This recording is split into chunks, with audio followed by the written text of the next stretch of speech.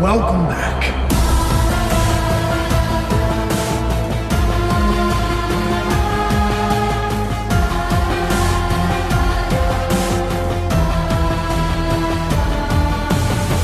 I was very happy when they announced they were making a sequel and knowing that Emma was going to be back and Piper and Elizabeth and Matthew. I cried, because they're like a second family to me. I have a special bond with them, and it's really fun when I get to come to set every day and see them. The thing about making movies I don't think people really understand is that you're away from home. It's a little like summer camp. Yeah, Glo. Like you get to spend all day together, you hang out on the weekends. So it's been really great getting the whole crew back together. Everyone's got a base of reference for what the world is and who the characters are and how we can keep pushing boundaries and expanding the story. Everyone's just coming to it with such a deeper sense of understanding and knowledge and investment. Yay! Yay! Scott Cawthon had created the franchise and had always envisioned movie 1 correlating with the first game, movie 2 correlating with the second game. And he is so plugged into the fan community and really thinks about what is going to surprise and delight all of the fans. We already had a blueprint, and then beyond that, it was figuring out the emotional arc of Mike and Abby and Vanessa. So have you kissed her yet? Abs, it's not like that. We're just friends. To me, Mike is the heart and soul of this film. And I would also say that Josh Hutcherson, as a person, is like the heart and soul on set as well.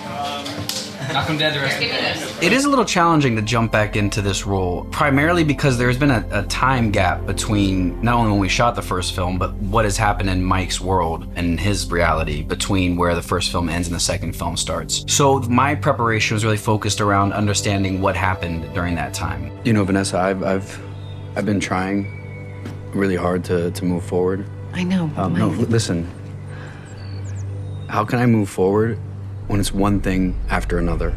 Mike's a very interesting character to play. His kind of internal world is very consuming, and he lives a lot in his head. He daydreams and tries to use that to find answers for things. I think someone who's that kind of introspective and has a certain darkness about them, I find very attractive to play. And I think one of the challenging elements is that so much of it is happening inside of his head. It's kind of finding ways to communicate that to the audience when you don't always have the dialogue there. There. What would you do without me? I rewatched the first movie to remind myself of what Vanessa's been through, which was such an interesting way to come back to a character. I do think after playing a character for so long, a piece of it stays with you. And I think for me, that image has always been the colored drawing of the kids and the yellow rabbit. And then suddenly that backstory comes back to me. I'm surprised you haven't tried to fix your friends yourself. I bet you could. Abby Schmidt, she's had a lot of character development from the first to the second movie. She is kind of coming out of her shell because she was really shy, but now she's a lot more open, talking to kids on the school bus in some scenes and attending a science fair, which I don't think the first one would do because she'd be too shy.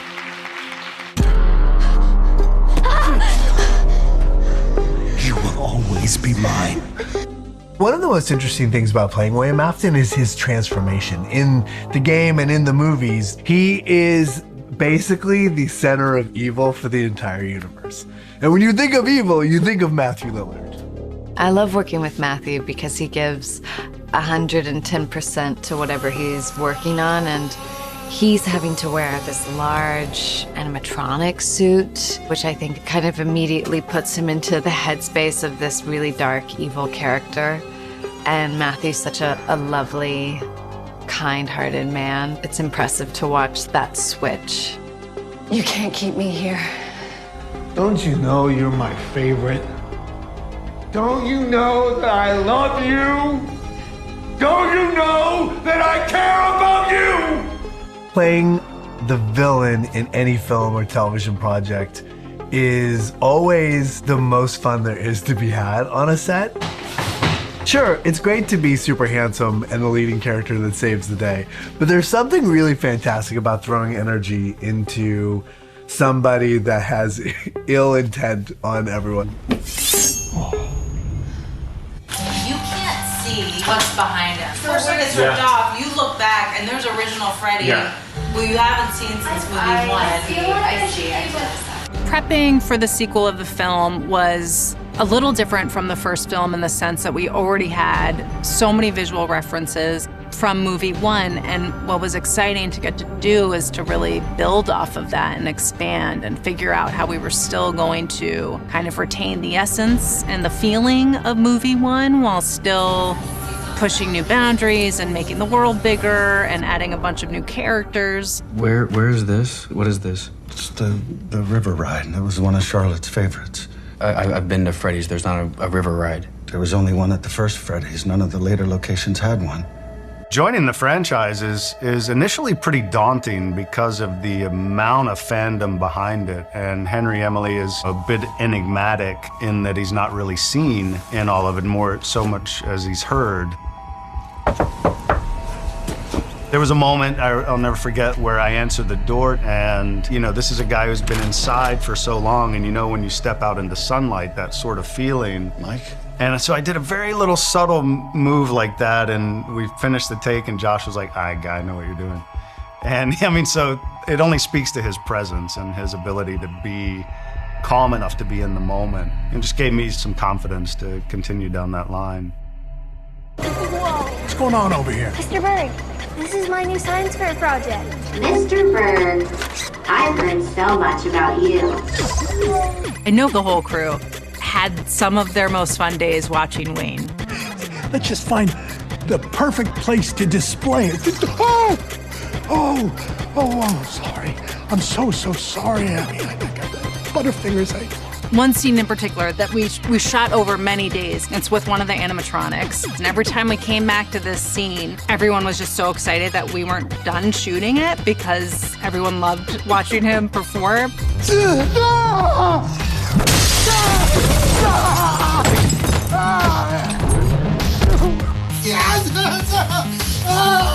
I look at these horrifying moments as real moments. You throw yourself into that real moment. What Emma does is get you comfortable and set you up to be in that place, and then you're there. You want test answers? I'll give you answers to the next test.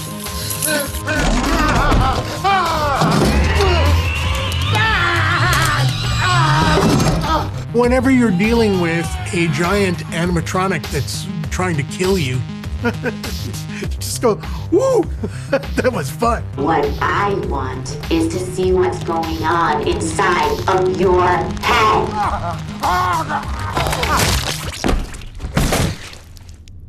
And action. Knock, knock. Hi, sis. Freddie Carter is hopefully everyone's new favorite bad guy. I think the most interesting thing about playing Michael as an actor, especially, is that there's so much mystery around him in this film, and we're not sure about his motives, we're not sure really who he is for a lot of the film. And so playing with sort of how much you give away to the audience, that's been really interesting. You can have a normal life. We can have a normal life. Vanessa, is that what you thought? Working with Elizabeth has been really great. From the get-go, she wanted to dig into our character's backstory and really figure out how this traumatic, difficult childhood sort of manifests itself in both of them individually, and then also where the crossover lies. This is the original. Nobody's been here for decades. This location came before the other one.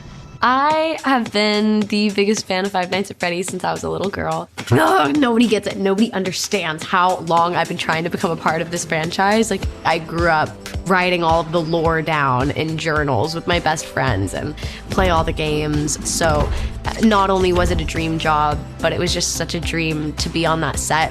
I explored every inch of that set, all of the sets that I was probably also not supposed to be on as well. Whenever I knew I'd have time, I'd go and sneak over to the animatronic creature shop, and I'd go and look at all the animatronics. And they were always so fun and would let me look at all of them and try on all of the heads. Oh, I got to try on all of the heads. It was so cool.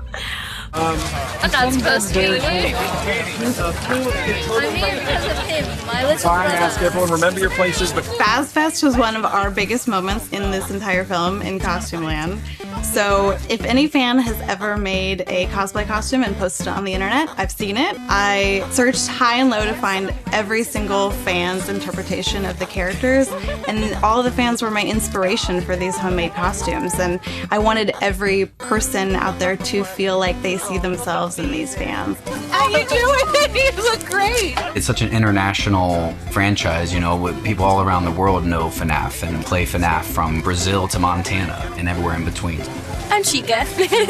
We were lucky enough to have a handful of FNAF YouTubers come on set. And seeing their reactions to the sets is like one of the most joyful experiences to witness. as you go, you're talking about like, this is the coolest costume I've ever seen. Thank you, Abby. You can actually see them in a scene, which was really, really fun. There's so many things to love about the first FNAF movie, but my favorite thing is probably the animatronics. Seeing them come from the game and just being flat images on your screen to then seeing them in full 3D life, now coming onto the set and seeing the FNAF 2 animatronics and seeing them in action, it brings a fanboy's face just a big old smile.